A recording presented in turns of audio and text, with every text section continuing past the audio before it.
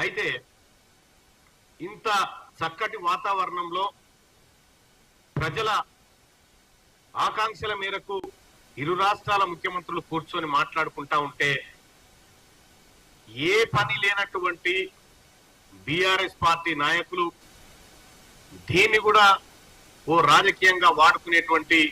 బురద జల్లేటువంటి కార్యక్రమానికి తెరలేపారు. గత 10 ఏళ్ల నుంచి కేసీఆర్ తయారు చేసి పెట్టినటువంటి పెంటంతా కడిగి తెలంగాణను సంపూర్ణ విముక్తి చేసే దిశగా గౌరవ ముఖ్యమంత్రి రేవంత్ రెడ్డి గారు